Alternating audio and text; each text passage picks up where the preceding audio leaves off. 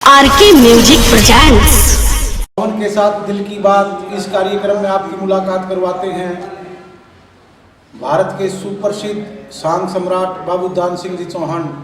तो बाबू दान सिंह चौहान जी, आपका हार्दिक स्वागत, अभिनंदन आरके म्यूजिक कंपनी पर। बहुत बहुत धन्यवाद सर। श्रीमान जी, सबसे पहले आप अपने गांव के बारे में बताइए, आप कौन से गांव से? मैं राजस्थान में अलवर डिस्ट्रिक्ट में नीमराना तहसील में एक चामुंडी गांव पड़ता है, गिगलाना चामुंडी जी। गिगलाना हमारे इलाके में सबसे बड़ा गांव है, इसलिए मैं गिगलाना ही बताता हूँ। गिगलाना बता, चामुंडी गिगलाना, राजस्थान से आप बिलोंग करते हो। तो चौहान साहब, एक बात बताइए, जो हमारी जो सांग प्रथा थी, बहुत पुरानी प्रथा थी। हम छोटे छोटे थे तब सांग देखते थे, लेकिन धीरे धीरे करके सांगों में दर्शक आने खत्म हो गए थे। लेकिन आपके आने के बाद दोबारा से सांग विद्या को आपने जीवित किया, इसके बारे में आप क्या कहेंगे? देखिए पवन भाई साहब, क्या है कि पहले तो एक सांग ही सबसे बड़ा साधन होता था मनोरंजन का। लेकिन बाद में आप इस टाइम में इतने साधन हो गए हद से बाहर। पुरानी शैली से ही लोग करते थे, जमाने के साथ साथ हमें कुछ बदलना चाहिए जी। 91 में धर्मवीर भाई साहब ने कुछ बदलाव किया, तो यानी कंपटीशन का दौर चला हुआ था। जी जी। हमारे आने के बाद थोड़ा और लोगों का जुड़ाव इसलिए हुआ कि हमारे बच्चे आजकल के मॉडर्न टाइप में पहनावा है उनका, जी जी, फिर उनका यानी बात करने का ढंग, नाचने की कला, यानी कि और रोल करने का, रोल इज रोल, जैसे रोल होते हैं उसी उन्हीं तरीके से, मतलब जो भी चरित्र होता है वो उसी पात्र में ढल जाते हैं। आपके बच्चों की एक खास बात मैन कलाकारी यही। जी जी जी, बस यही है कि अगर भावुकता की बात है तो भावुकता के साथ ही करना पड़ेगा। जी जी। रानी के रोल के ऊपर बहुत सी जगह ऐसे देखा है, रानी रोल कर रही है महारानी का और जनता की तरफ हंस रहे हैं, डांस कर रहे हैं, तो वो अच्छा नहीं लगता थोड़ा सा। इसलिए हमारे बच्चों में एक ये कूट के भरा हुआ है कि जैसा रोल होता है वैसा ही वो, मतलब कुल मिला के कि आपके बच्चे जो सांग की एक फिल्म सी चलाते हैं। जी, एक तरह से पिक्चर जैसा होता है। और जनता भी, मैं तो बहुत बहुत जनता को बधाई देता हूँ। नहीं, मैंने आपके जैसे सांग देखे थे आप 5-4 दिन से, तो परसों जो सांग था उसमें 7:30 बज गए थे, अंधेरा हो गया था, लेकिन दर्शक थे वो उतने ही थे, दर्शक नहीं घटे। हाँ, मेरे 6-7 घंटे तो अमूमन सांग होते ही होते हैं, और दर्शक जब तक मैं जय ना बोल देता हूँ तब तक दर्शक बैठे ही रहते हैं। नहीं, ये दर्शकों के साथ साथ मैंने एक चीज वहाँ कल विशेष गौर करके देखी। पहले सांगों में आते थे जो पुराने टाइम थे, उस टाइम में भाई अपने को गाड़ी रेड वाला वो ऐसे बैठ के आ गया, कोई घोड़ी ऊँट वाला आ गया, फिर ट्रैक्टर टेम्पू वाले जमींदार थे वो आते देखे। लेकिन मैंने कल आपके सांग में एक विशेष चीज देखी, वो थी गाड़ियों की लाइन, चारों तरफ गाड़ियां खड़ी थी महंगी महंगी। तो महंगी गाड़ियों में जमींदार तो नहीं चलते, जो नया कल्चर, जो नई सोच वाले बच्चे थे शायद उसमें वो ही थे। हाँ हाँ, यानी कि पढ़े लिखे लोग आते हैं जी, और इस कल्चर से इतने जुड़े हैं मेरे आने के बाद। वीआईपी लोग जी, प्रेस्टीज गाड़ियाँ लेकर के, महंगी महंगी गाड़ियाँ लेकर के लिए आते हैं। और देखिए, कल्चर से प्रेम हम जैसे लोग ही करना सिखाएं। जी जी, यानी उन लोगों को हम वो चीज़ें बताएं जो बाज लुप्त होती जा रही है, तो वो अपने आप जुड़ाव होता ही चला गया। आपने जो सांग की एक हमारी पद्धति थी वो लुप्त होती ही जा रही थी, लेकिन आपने दोबारा से उसका उदय किया। आप बधाई के पात्र हैं इस मामले में भी। और चौहान साहब, मुझे आप अपने गुरु के बारे में बताएं। देखिए, मेरे गुरु जी का परिचय देना तो एक वो होगा, क्योंकि वो परिचय के तो मोहताज ही नहीं। ऐसा नहीं है, मैं उस बात के लिए नहीं, परिचय के मोहताज नहीं है, मैं मेरे लिए नहीं पूछ रहा। जो हमारी नई नई पद्धति, जो नए बच्चे जुड़े हैं, वो गहराई से जानना और पूछना चाहते हैं। अक्सर कर कमेंट से या फोन से मेरे से पूछते रहते हैं, तो जब मेरे को जितना पता होता है वो मैं बता देता हूँ। लेकिन फिर भी जैसे आपसे जुड़ेंगे, आपसे पता चलेगा, तो वो चीज़ें ठीक तरीके से आ जाएगी। ये वो उनका मूल निवास तो हरियाणा ही था, चरखी जी। उसके बाद वो यूपी में चले गए, मेरठ डिस्ट्रिक्ट में, दत्तनगर जी। और उनके सांग में मैं साथ कभी नहीं रहा जी। मुझे केवल आशीर्वाद मिला एक रवि की तरह। जी जी जी। और चंद्रबाधी भी कह देते हैं, चंद्रवेदी भी कह देते हैं, चंद्रलाल भी कह देते हैं, चंद्रभट्ट भी कह देते हैं। जी जी। वास्तविक उनका जो जिस नाम से विख्यात हुए, चंद्रवादी के नाम से, चंद्रवादी के नाम से। वहाँ एक चीज और जानने को मिली, वो हमारे ही क्षेत्र के चरखी दादरी, चरखी से थे। चरखी से चंद्रवादी जी है वो हमारे नज़दीकी गांव चरखी से थे। तो चौहान साहब जो सांग विद्या है, इस सांग विद्या में आपको और कौन से सांग पसंद है? देखिए पसंद तो सारे ही हैं लगभग, लेकिन नहीं जिन्होंने इसमें जो बदलाव किया, कुछ बदलाव की दृष्टि से तो देखो 91 तक 92 तक वो 90 का दशक एक ऐसा था कि केवल सांगियों को रेडी कर दिया गया था इनका। जी जी जी जी जी जी यही बात कंपटीशन का बढ़ गया था भाई, अच्छी और ऐसा भी नहीं, गायक कलाकार भी थी अच्छी। अब तो डांसर आ रही है जी, सरिता हुआ करती थी, नीलम मैडम हुआ करती थी, फांसी वगैरह, ये अच्छी गायक कलाकार भी थी जी। तो उस टाइम क्या था कि पुरानी शैली वाले सांगियों को एक तरह से सब के सब सांगी डेढ़ से हो गए थे और इनका ही वर्चस्व हो गया था जी। 91 में भाई धर्मवीर नई शैली लेके आई जी, कंपटीशन वालों की तरह से निकाल करके जी जी, इसे भी तो सांग से लोग जुड़ने लगे जी। तो मतलब जो डेड शैली हुई थी उसको दोबारा से जीवित करने का आप श्रेय देते हैं धर्मवीर भाई को। हाँ 91-92 में, लेकिन जो भीड़ मेला शुरू किया वो फिर आपने किया। हाँ दर्शकों की जो ये तो हमारे सांग से हुआ, क्योंकि 200-400 लोग आने लग गए थे सांग में और हजारों की तादाद में हमारे प्रोग्राम आप में आए। ये हमने देखा है स्टार्टिंग का जो दौर था, आप जब से हरियाणा में आए। अच्छा जी, ये तो वो अपनी बोली है वो जगह जगह पे बदल जाती है। आप राजस्थान से बिलोंग करते हैं, हरियाणा और अब आप शायद कैथल साइड भी चले गए। ये जो आप अपना जो बदलाव और ढाल कैसे करते हैं? देखिए क्या है साहब कि हरियाणा से मैं इतना जुड़ा हुआ हूँ, मैं राजस्थान कहूँ लेकिन हरियाणा माँ से ही संस्कार मिलते हैं, माँ से ही संस्कार मिलते हैं। और मेरी माँ भी हरियाणा से थी, मेरी दादी भी हरियाणा से थी, भी हरियाणा से है। तो हम हरियाणा से पूरा ही जुड़ा हुआ है मेरा, और हरियाणा की जो भी भाषा है उसी से जुड़ जाते हैं जी। तो आप हरियाणा में आपने पहला सांग कब किया? देखो दक्षिणी हरियाणा में तो मेरा रहन सहन है, वो तो आपका हमारा जो ये भिवानी साइड वाला इलाका है और ये असली सांग प्रेमी क्षेत्र जिसको बोला जाता है। 2014 में तिगड़ाना में बाबा लटाधारी के मेले में जी राजेश प्रधान जी मुझे लेकर के आए जी, और उस गांव के एक बैंक मैनेजर हुआ करते थे जय किशन भाई साहब जी जी। तो बैंक मैनेजर थे, जाति से हरिजन थे, चमार जी, और मेरे बहुत ही आदरणीय थे मेरे, आपको खत्म भी हो चुके हैं, परमात्मा के प्यारे हो गए। वो मुझे रेवाड़ी इलाके में देख के आए थे, उन्होंने आकर के यहाँ तिगड़ाना में बताया कि भाई ऐसे ऐसे सांगी है। फिर राजेश प्रधान जी मुझे लेकर के आए जी, और बस बाबा की लटाधारी महाराज की ऐसी कृपा रही जी। फिर उन्होंने आप फिर इस क्षेत्र में छा गए, चाहे फिर भौंड का हो, सांवड़ का हो, रानीला हो, पिलाना हो, फिर तो आप इस क्षेत्र से गए ही नहीं। भिवानी क्षेत्र में घूमते रहे, कभी इधर चले गए, कभी शहरीवाड़ी चले गए, कहीं ये एरिया आपने छोड़ा नहीं। अच्छा, इसके बाद अब आप भौंड जो सांग आपके बोले गए थे, लेकिन आपका समय नहीं मिला था, आप किधर सांग करने चले गए थे?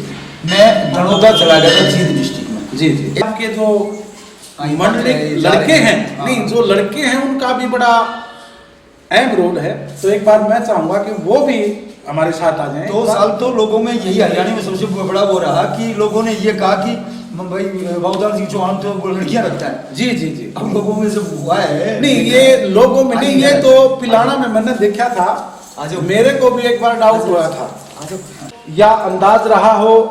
ये बाबूलाल सिंह चौहान की टीम के सदस्य, आपका नाम सुना? करण शर्मा। और आपने जो इसमें पार्ट अदा करते हो वहाँ किस नाम से मशहूर हो? नरगिस शर्मा। आपसे? मेरा नाम विक्की। और पार्ट में किस रोल से देते हो? नहीं ये पार्ट का अलग नाम होता है नाम। और ये हेलो नमस्ते जी, मेरा नाम राजेश कुमार है जी जी, और सांग मुझे बोलते हैं राजेश तूफान के नाम। हाँ, राजेश तूफान जिनका बड़ा नाम है। सांग के पुराने नरेश कुमार कहाँ से हो सर? बागपति यूपी से। श्रीमान जी आप? नमस्कार सर। नमस्कार सर जी। मैं मुजफ्फरनगर से कैलाश बेदी। तो ये पूरी की पूरी टीम हमारे साथ है और बड़े ही उम्दा किस्म के आर्टिस्ट हैं जिनको देखने के लिए लोग दूर दूर से आते हैं। अक्सर फोनों से पूछते रहते हैं, पवन भाई अगला सांग चौहान साहब का कहाँ है? मैं ले आऊँगा, जाओ। तो चौहान साहब मुझे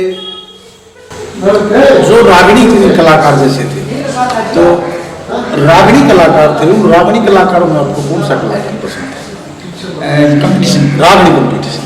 देखिए पहले मैंने राजकिशन जी को भी देखा, जी, राजकिशन जी को भी देखा, मास्टर जी, सतबीर मास्टर जी, जी जी, और मासी जी पालेराम जी का मैंने गांव में भी 2 प्रोग्राम करवाए। जी जी, वो भी बहुत, यानी कि पसंद तो सभी थे, लेकिन मास्टर जी और पालेराम जी बहुत अच्छे, बहुत ज़्यादा पसंद थे। और आजकल जो गा रहे हैं इनमें भाई जो अपने ये हैं पाशोर के हैं विकास पंडित जी, इनसे भी मुझे यानी कि कंपटीशन लाइन में भाई राजेंद्र का जो जिस जमाने में वो रहा, जी जी जी, और मैं नारनौल का महाकंपटीशन हुआ था वो भी देखने गया जी, तो वहाँ पर भी डीसी साहब ने आखिरी में जनता नहीं रुकी, तब उन्होंने कहा, डीसी साहब से कहा, किसी ने कहा कि राजेंद्र को खड़ा करो आप, और आप बैठ जाइए। फिर वहाँ पर बड़ा कंट्रोल कर रखा था, भाई राजेंद्र को खड़ा किया और जनता अपने आप बैठ गई। मतलब और कलाकारों, आप अच्छे अच्छे कलाकार थे, लेकिन राजेंद्र खड़किया के बगैर दंगल जमता नहीं था। बहुत अच्छे, यानी कि उस जमाने के एक तरह से हीरो थे, हीरो सुपरस्टार कलाकार थे तो राजेंद्र खड़किया थे। जी जी, सुपरस्टार कलाकार थे जी, और इनकी गाने की शैली और जो बॉडी लैंग्वेज थी ना, जी जी जी, वो कुछ अलग ही था। जी, ये उर्दू होते हैं, चार उर्दू बताए कलाकार के, वो सारे थे, तो चार उनका कलाकार, चारों के चार, पहला जादू रूप है, दूसरा जादू भाग, तीसरा जादू लक्ष्मी, चौथा जादू राग। भाई राजेंद्र के यानी कि कुछ स्टेज पे जाकर के जब उनका अभिवादन करना था ना जनता को, जी जी जी, वो ही मोहित कर दिया करता था। जी जी। तो सांगियों में आप प्रभावित सबसे ज्यादा हुए भाई धर्मवीर से, और रागनी गाने वालों में भाई राजेंद्र खड़किया साहब। जी जी। तो अब जो ये सांग विद्या है, इसमें आप क्या नया और कुछ करना चाहते हैं जो मन में कई बार टीस रह जाती है, थोड़ा हाँ ये हो जाए तो बड़ा अच्छा हो? बस सबसे बड़ा तो यही है, मैं यही कहना चाहूँगा कि आजकल के बच्चे इससे दूर हटने लग गए। देखने में तो बहुत ज़्यादा लोग आते हैं देखने के लिए, तो लेकिन इस कला से जुड़ने के लिए बहुत कम हो रह गए। तो मैं तो यही कहूँगा कि जिन बच्चों में टैलेंट है, मैं उनसे ये विनती करूँगा कि इससे जुड़िए। आप इससे ना तो आपको एक शौक ही शौक नहीं, आपको पहचान भी देगा, आपको आर्थिक रूप से भी सुदृढ़ करेगा। यानी कि मैं हूँ, मेरे 3 बच्चे हैं, मैंने तीनों की शादी कर दी, मैंने बढ़िया शादी की, उनको बढ़िया पढ़ाया है और केवल इसी काम से कर किया। जी जी। और सब कुछ, यानी सब कुछ मिलता है, एक्स्ट्रा मिलता है। हाँ जी, नाम शोहरत दौलत सब कुछ है। हाँ, एक्स्ट्रा मिलता है। आज पूरे हरियाणा में एक सरसा डिस्ट्रिक्ट रह गया जो जहाँ पे मैं नहीं गया हूँ जी, वरना पूरे हरियाणा में घूम चुका हूँ। पूरे हरियाणा में जहाँ भी मेरे पास फ़ोन आते हैं दूर दूर, मैं हिमाचल भी फ़ोन वो करके आया अभी प्रोग्राम जी। अभी अगले महीने में जा रहा हूँ फिर हिमाचल में जी। तो बहुत लोगों से जुड़ाव होता है, बहुत क्षेत्र मिलता है। इतना क्षेत्र किसी भी रूप उस पर नहीं मिलेगा। अच्छा, कई बार आपके सामने देखे मैंने, आप अक्सर चैलेंज कर देते हैं, भाई ये बात किसे सांगी आपके अगला क्षेत्र में आते पूछ लेना, नहीं तो फिर 12 महीने बाद चला अगले साल पर मैं आऊँगा जब मैं बताऊँ। जी, वो क्या है, मैं स्वाध्याय करता हूँ जी। और मैंने जो भी आदमी धंधा करेगा उसमें मजबूरियाँ आती हैं जी जी। और वो उन लोगों के सामने आती है कि नहीं पता नहीं, मेरे सामने तो बहुत बहुत आती है। क्यों, मेरे से लोग आकर के पूछते हैं कि फला कैसे हुआ, ये कैसे हुआ, वो कैसे हुआ। तो फिर उस चीज़ के लिए मुझे स्वाध्याय करना पड़ता है। जी जी। मुझे पूछना पड़ता है किसी से, या मुझे खुद पढ़ना पड़ता है कहाँ मिलेगी जी। और इसी से ज्ञान होता है। बिल्कुल बिल्कुल। हाँ, तो मैं लगभग जब स्कूल लाइफ में भी नहीं पढ़ा जितना पढ़ता हूँ। जी जी। मतलब इस उम्र में आके पढ़ना पड़ रहा है अपने काम की वजह से, और ये ज्ञान की मेन चीज नहीं, कोई पढ़ने की तो वैसे कोई उम्र नहीं होती। और आपका तो वेदों का काम हो गया। हाँ, और मेरे पिताजी थे बहुत बड़े विद्वान थे। अब हम 4 भाई हैं, मेरे 3 भाई सर्विस में हैं, लेकिन मेरे तीनों भाई, मेरे बड़े बड़े भाई साहब आज 85 साल की उम्र होगी, जय सिंह चौहान, तो वो तो इतिहास के बारे में, पुराणों के बारे में इतने वो हैं कि हम तो उनके सामने कुछ नहीं। मतलब आपको ये तो परिवार से ही नुकसान मिलती है। हाँ, मिली है आपको तो।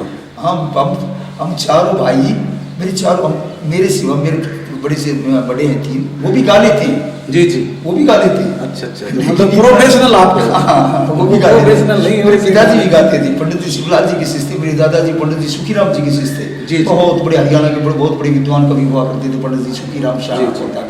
अच्छा, आप ये जो चीज़ें हैं, कुछ जो संगठन बढ़ते जा रहे हैं संस्कृति वाले, इनके बारे में आपका क्या कहना है? देखिए, कोई भी चीज़ संगठन होना अच्छी चीज़ है संस्कृति के लिए, लेकिन बशर्ते कि उनमें राजनीति ना हो। जी जी। राजनीति उनमें घुसनी नहीं चाहिए, वरना फिर हम ऐसे ही है, बगैर संगठन ही अच्छी है ना। बगैर संगठन अच्छे।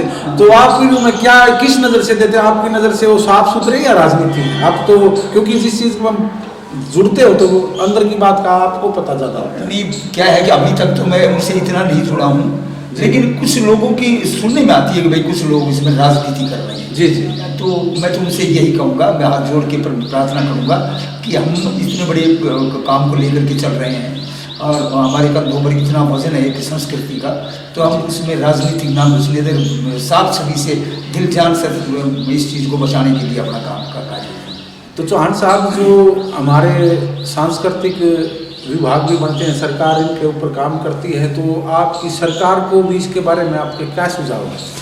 सरकार तो देखिए, हमें तो सांगी वगैरह प्रोग्राम भी देखते हैं, और आपके इस लॉकडाउन में तो भाई सभी खाली बैठे थे, हम भी खाली बैठे थे। अब कुछ बात ये होगी, कुछ सांगियों में भी वो हो गया, कुछ विभाग के लोग भी भाई, पहले सरकार पैसे अच्छा दिया करती थी, अब 10-10 हज़ार रुपये देते हैं सांगों के। जी जी।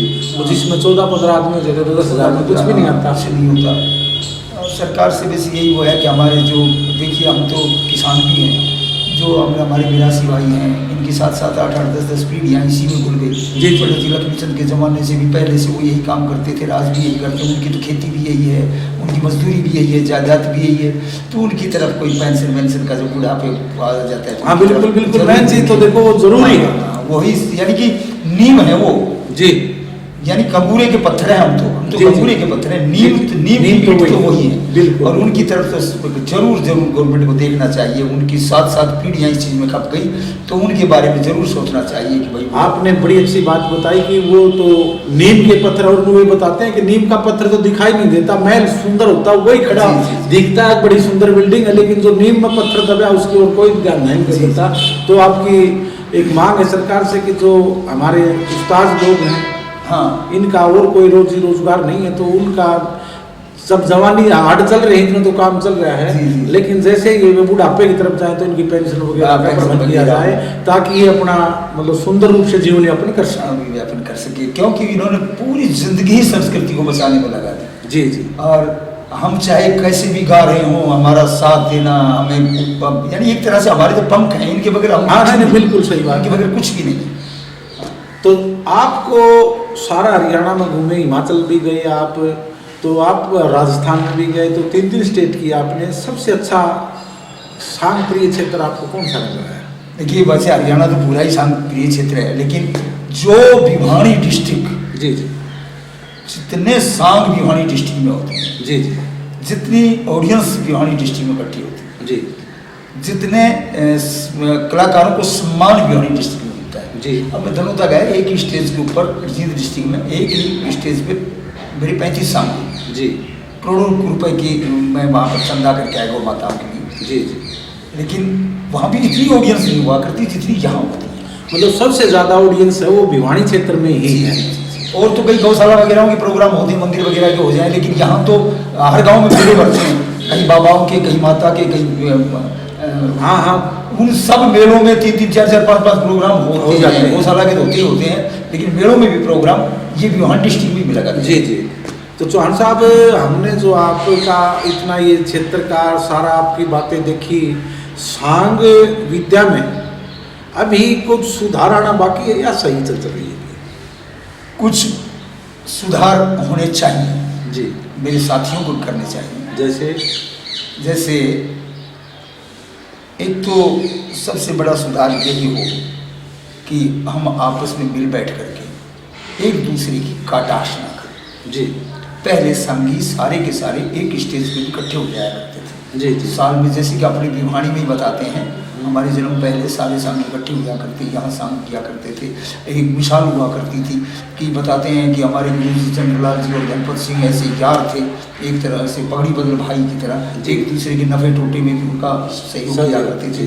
और अब मेरे साथी ऐसे ऐसे हैं, केवल बुराई के सिवा और कुछ करते ही नहीं। जी।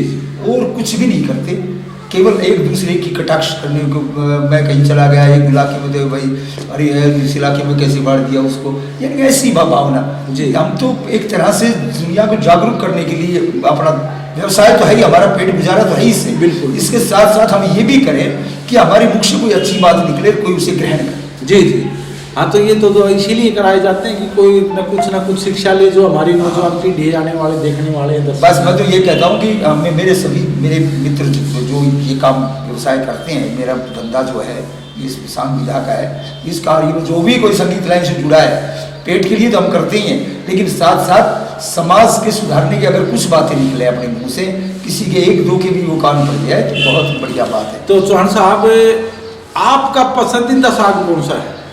मेरा पसंदीदा साग सबसे पसंद करता हूँ मेरे गुरु जी के दो सांग, सत्यवान सावित्री और शकुंतला दुष्यंत। शकुंतला दुष्यंत, दो सांग आपके फेवरेट हैं।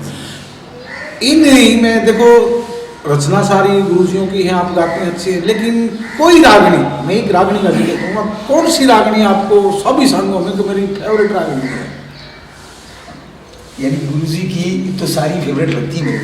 नहीं, कोई भी रागनी है कि किसी वो गुरुजी की हो चाहे अदरक की हो, अगर वो ये रागनी वास्तव में मजा आ जाता है, वो बात पूछ रहा है। कि मैं मेरे गुरुजी की बहुत सी रागनी ऐसी है, बड़े मस्त होकर के गाता हूँ। जी जी वही पूछ रहे, जैसे एक नो बार उनकी रागनी है,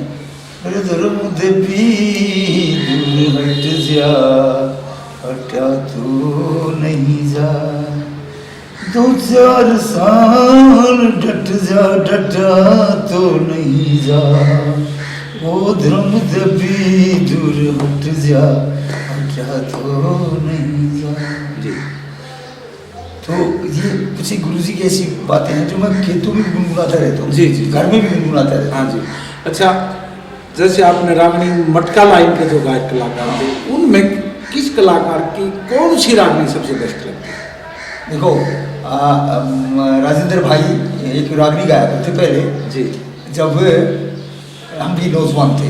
जी जी, और वो भी नौजवान, वैसे राजेंद्र भाई से मेरे बहुत अच्छे संपर्क, वो मेरे से 1 महीने बड़े हैं जी, उम्र में भी मेरे से 1 महीने बड़े हैं जी जी। तो वो किसी जमाने में एक रागनी गाया करते थे, बहु सुथरी सब फूल सिंह गड़ा साड़ा।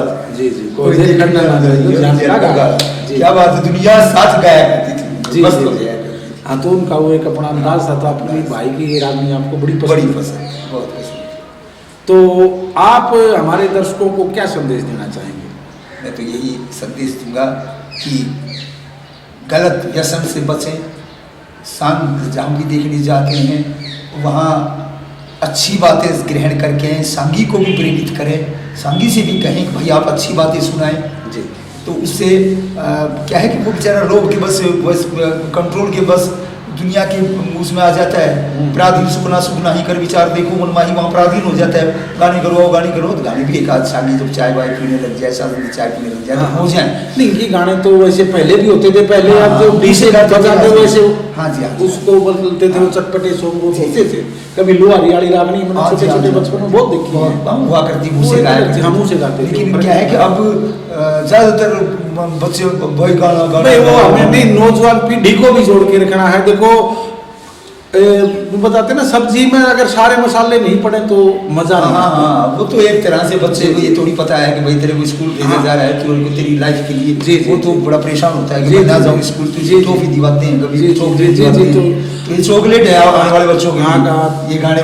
हाँ, उसमें इन गानों के साथ साथ वो हमारी संस्कृति के बारे में भी सीखें। तो ये थे बाबू दान सिंह जी चौहान, जिन्होंने आप हमको इतना टाइम दिया। मैं आपका बार बार धन्यवाद करता हूँ। धन्यवाद आपका, बहुत बहुत धन्यवाद। Thank you very much.